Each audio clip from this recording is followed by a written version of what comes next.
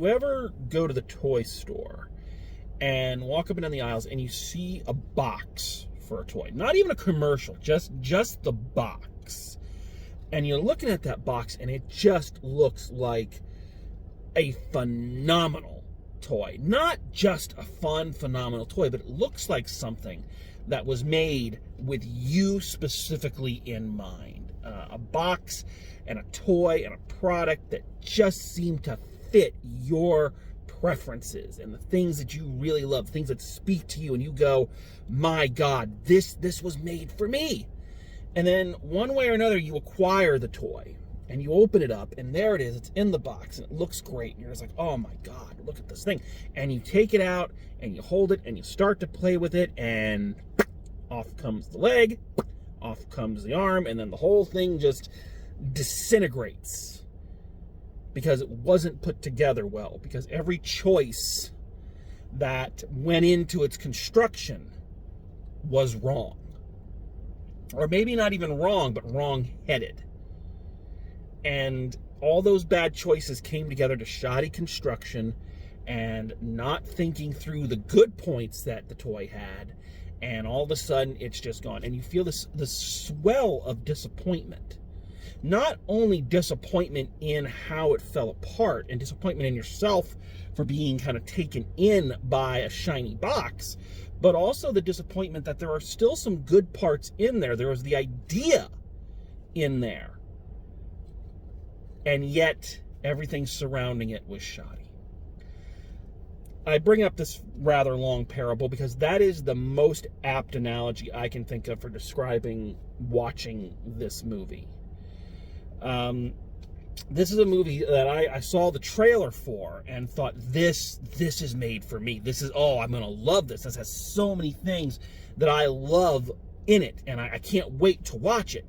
And you watch it, and it just, you can see that there's something good in there, but just bad choices, bad directing choices, bad writing choices, bad acting choices. It all just crumbles, and I don't want to use the word incompetence. I think that's a mean word, but the lack of knowledge, maybe, from all creative parties is just there on display, and it is so disheartening. So yeah, I watched the trailer for this and was immediately ready because this seemed like something I was gonna dig. When I watch, I guess what you would call political films, I don't watch them often. But when it comes to political topics in either movies or plays, my interest tends to skew more towards films that don't necessarily put out a soapbox and get up on it and preach to me, but ones that offer me a look at both sides of whatever topic it is trying to discuss and presents to me an interesting argument.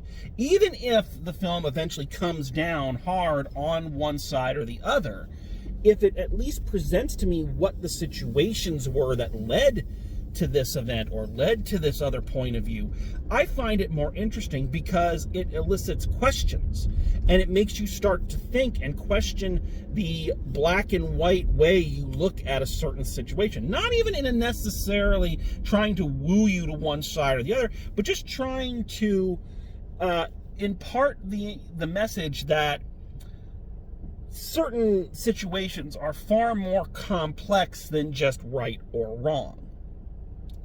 The movie that this most reminds me of, or the production this most reminds me of, is the phenomenal Abby Mann play and film Judgment at Nuremberg.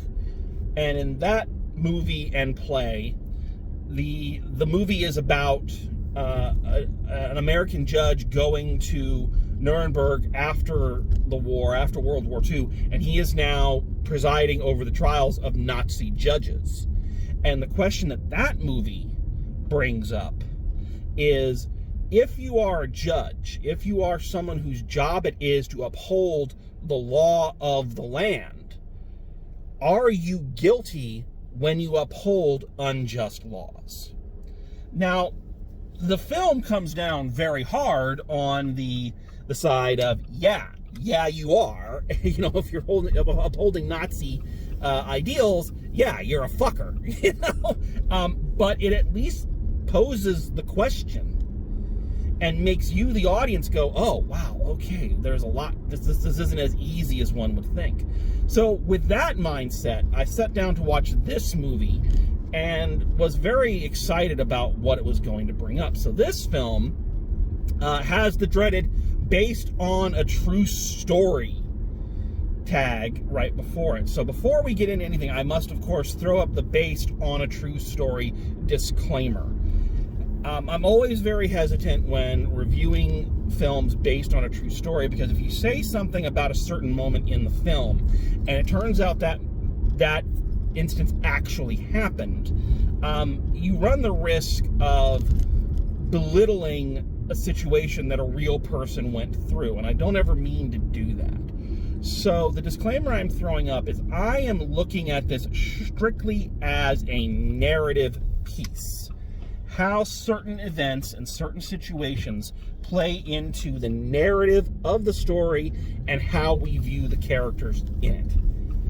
And I think that's very important, because with this film particularly, there is a situation that comes up in it that obviously, if it happened to if it really was part of this person's real story, then, you know, it deserves to be looked at and deserves to be, you know, treated much differently. But I'm looking at it as where it's placed in the story and what I feel they put it in the story to do. So I need to throw that disclaimer up. So anyway, that's a long build-up, and I haven't even talked about the movie yet. So what is this movie about? So this film, again, based on a true story, is the story of a trial of an American woman who was living in Berlin during the Second World War, prior to and during. And it's a little unclear to me, like, what she was doing there or why she was there. But at any rate, you know, she had her passport taken away. She couldn't get back, so she had to try to make the best of it. And she ends up becoming the voice of Nazi propaganda. One of these things where she would broadcast a radio show out to America and American troops and all of that. You know, saying things like, you know, don't do this, boys. Don't come here. You know, in her very sexy voice. You know, don't do this. Think of your wives and your mothers. You don't want to go up against the superior German forces. You know, you don't want to be the pawn of your horrible president and fight the Germans, because the Germans are cuddly teddy bears. This is Europe's war. Don't worry about it. Why are you siding with England? England's are duty heads.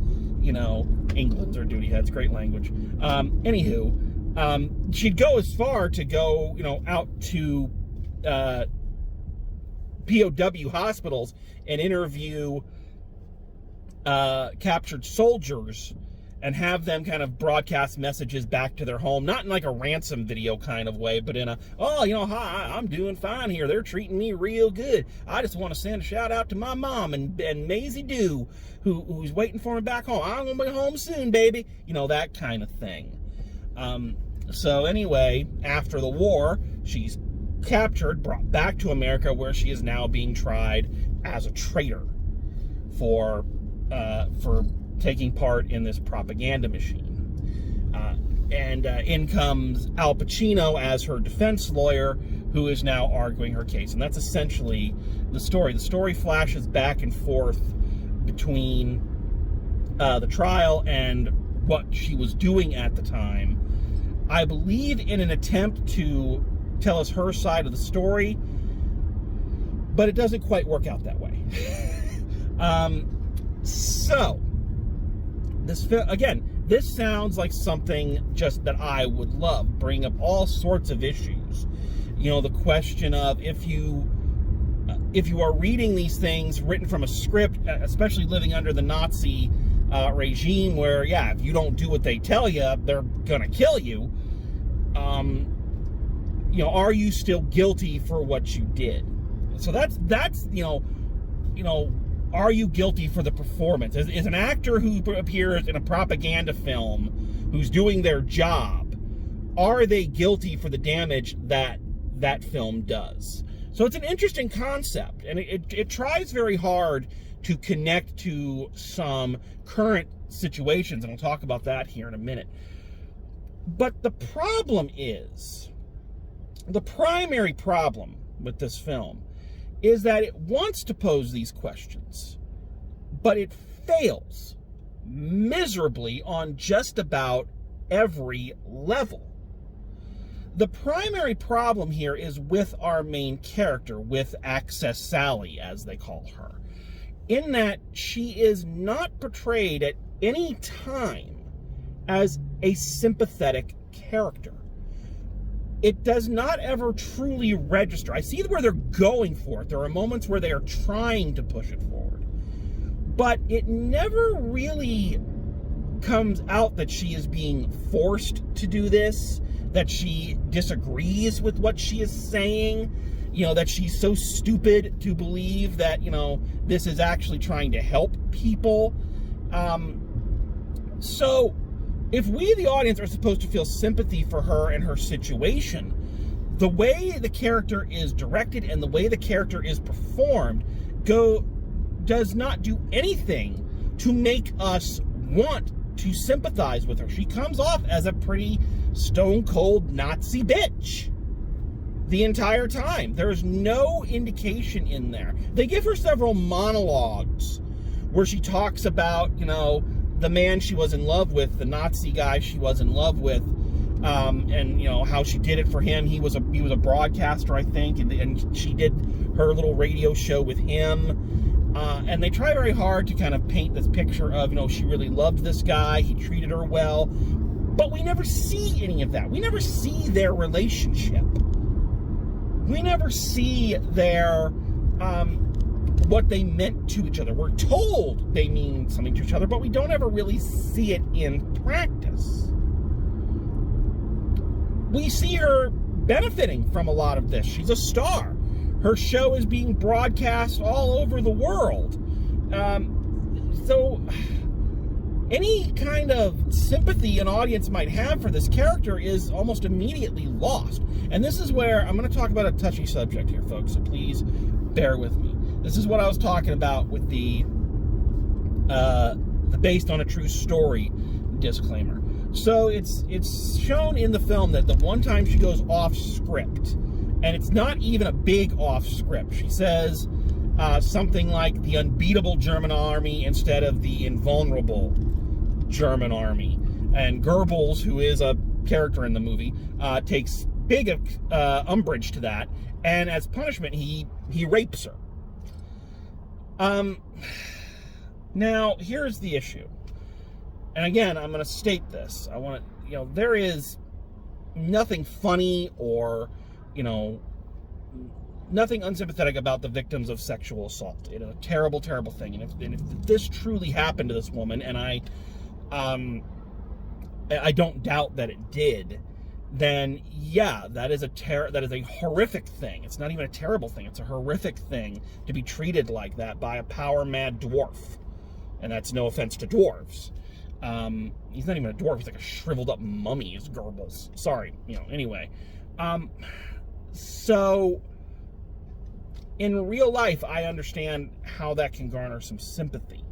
But as it is used in this film, the rape scenes and the sexual abuse that she encounters, what it feels like to me is that the director is trying to use this as a visual shorthand to garner sympathy from us for her. Because again, she has done nothing remotely sympathetic throughout the film. There's no reason for an audience to feel for her or to root for her or to want to see her, be acquitted. And I feel like when the director and the actor whip this out, and they make this a focal point of the scene, and then she has a monologue later about how she was abused by all these people in her life, it feels like they are trying to use that as a shortcut to get us, the audience, to sympathize with her, as opposed to giving her actual characteristics or showing that she is conflicted about what she's doing, or that she really does feel sympathy, or that she was really caught between a rock and a hard place. Instead of doing the work and showing us, the true battle that she was going through, it feels like nope, let's just show that she's having a great time, but oh no, she was raped, therefore sympathy. And when you do that, and when you use rape and sexual assault in that way, it is incredibly manipulative. And I have real issue with that. From a narrative standpoint, I want to stress, again, I'm just talking about the narrative of this film and the way it is used as a story point in this film, because we are given no other traces of sympathy for this character. I have to feel, and I feel bad saying this, I have to feel that if this part was entrusted to a more skilled actor, then we might have gotten something much more substantive from it. Meadow Williams plays our main character here, and you're pardoned if you don't know her name. She's got an extensive IMDb page, but 90% of them are movies you've never heard of, and the ones that you have heard of are films that you either probably didn't like or forgot she was in. And I do not blame the film or the director for populating the film with primarily lesser-known actors. A lot of the actors, with the exception of Al Pacino, of course, are people you've never heard of or you've seen in like one or two bit parts. The guy playing her boyfriend in Germany was the coach of the Iceland team in Mighty Ducks 2. So it's that level of star power. And that's not a bad thing. Believe me, as a director, I cast the lesser-known actors all the time. That's not bad. But unfortunately, I think some actors have a ceiling, and they have a skill set, and sometimes a piece is just not right for them, and sometimes you got to make that choice. And I applaud him for taking a chance on a lesser-known actor. I applaud her for really trying to take advantage of this chance. You can see it in every scene that she knows this is her big chance to have a starring role in an important film with a lot to say. So she's going to give it her all. And I'm sorry, folks, it is just not good. It is not a good performance. She is very bad in this. She's very good when she's doing the radio broadcast and she's doing the overly sexy voice. That's fine. But when she actually tries to act, when the character is having, she's yelling and all that, it comes off very robotic. It reminds me very much of anybody who watched The Critic. The very first episode of The Critic, where he sleeps with the actress and then goes and watches her movie, and she's just awful. Oh, I'll give you a kiss, all right? A kiss of death! That's how her acting sounds. So I'm sorry, Miss Williams. I don't mean to be a harsh critic here. I'm sure that you're listening to this. But maybe supporting roles in smaller pictures is where your bread and butter really lies. There is just a lot I'm going to use the term. I said I wasn't going to, but there's just a lot of incompetence in this film. Just a lot of it. Little technical things that I, having never made an actual movie in my life, can tell you are just bad choices. Directorially. Like, for instance, at the very beginning of the film, you know how at the beginning of the movie they're cycling through the cast and the crew as the movie is going on? Several times they put up the title plate for, like, where we are in time and place, like, Berlin, 1941, at the same time that the credits are still going, and they're on the same plane, so it looks like it's one solid sentence. Okay, that's not a sin necessarily, but they do it again like 2 seconds later when one of the characters is speaking German and they're putting his subtitles up with some of the cast members right there. It's like, wait, is he saying that? I know it's a minor thing, but it's like, wait 5 seconds for the subtitle to go down before you put up, the rest of the cast. Come on. It's just hackneyed directing that really pulls a lot of this movie down. I think they use the same external shots of people going in and out of the Capitol building or wherever they're holding the trial like 5 or 6 times, almost like it's a TV show and they're using the same establishing shots. Again, what makes me angry is there's the DNA of a really good idea in here and an interesting conversation to have. The closest this film comes to having a conversation about any kind of real points is bringing up the sensitivity of people to propaganda, right? So let me give you the way it's kind of presented in the film and kind of its modern counterpoint. When they get her on trial, 2 points are brought up. The first that Al Pacino, her lawyer, brings up very briefly is, so when you were listening to her broadcast, did you ever feel like surrendering? Did you ever feel like it disheartened you? You know? And the Lazar said, no, it didn't. We thought it was funny, kind of thing. So it brings up the point of, how sensitive are we to, we're trying this woman, sentencing her, threatening her with the death penalty because she said mean things. And her broadcast helped people because, the people listening back in America were listening for news of their sons, and when they got good news that they were okay, it made everything she was doing fine, So it brings up that point, and then it does bring up the counter argument to me when she's on the stand and, she's testifying, and she goes, it was a joke.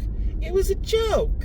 They knew I was joking. It's like, and when I hear that is the excuse of every trumpet out there who texts something, tweets something,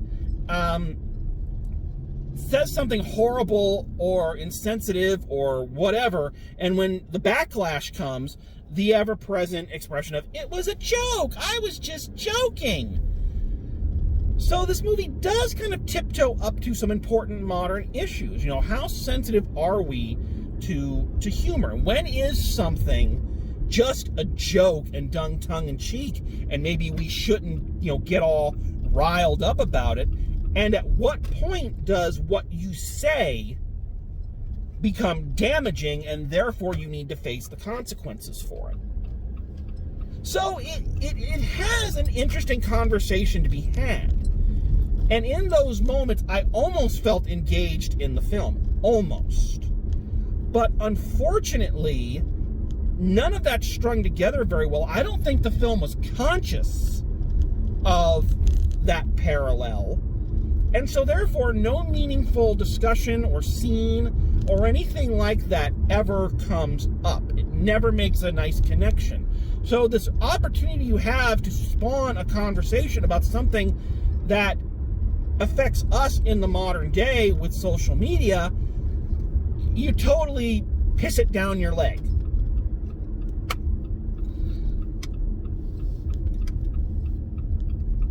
There are some other things in this movie. I got to give a shout out to Mitch Pileggi, who was Skinner on the X-Files, for anybody who doesn't know. Great actor, underrated actor, giving it his all as the prosecution attorney. Al Pacino is good, but he's playing a very pat character, very type. We all know, we've all seen a lawyer movie, I'm assuming. So we all know the character who is kind of an outside-the-box attorney, and he's not going to play by these rules, and he's going to break rules for his client, and rah, rah, rah, rah, rah, rah, rah. And again, this is incompetence on the director and the writer. Of course, because it's a legal film. Of course, Pacino has this big monologue as his closing argument about, we can't let, I'm trying to remember the exact term he brings up. We can't let criticism and stuff turn into a lynch mob. Basically, screaming out against cancel culture is essentially what it's doing. Okay, fine. There's a point to be made there. There's an argument to be made. And I loves me a good monologue. I loves me a good, powerful, wrapping up monologue. Love it. And I love seeing brilliant actors perform those monologues. Again, that's a holdover from my theater I love a good monologue. Love me a good soliloquy and an eloquently delivered speech by a brilliant actor, one of our best. You know, love it to death. This one, it goes on, and it goes on, and it goes on, and he's talking, and it's like listening to Jack Webb lecture hippies on Dragnet, and where there it's funny, this one just keeps going and says nothing, and it just you're like, are you done yet? Wrap this shit up. Incompetence, know when to cut. Overall, I think I've made my point. This is a disappointing movie. It's disappointing in the way it's done. It's disappointing in the way it's directed. It's disappointed in the way it's acted, in the way it's written. And most of all, it's disappointing in that you have an interesting topic, a timely topic, one that affects us very much in this day and age, that you could have used this movie to explore, and yet you chose to piss it down your leg. It's just utterly disappointing. So, let's wrap this up. Final grade for this one. I'm going a D-. I'm going a D- on this one. And the only reason this one is not an F is because, again, there is a germ there. There were moments where I was engaged, but it was fleeting. So, very disappointing evening at the movies, I don't mind saying. Okay, thank you very much for joining me. So you can skip this one, but I am excited. As I've mentioned several times, theaters are reopening. My favorite theater, where I've been starting all my reviews, is hiring. I think they may be starting to open. There's posters in the windows again. You know, this old town is coming alive again, and I am very excited for my return to the movies and more consistent drive home reviews. But thank you for sticking with us through all of this. And yeah, so looking forward to what's coming up. So thanks for joining me. Thanks for being here. And as always, drive safe, and I will see you at the movies.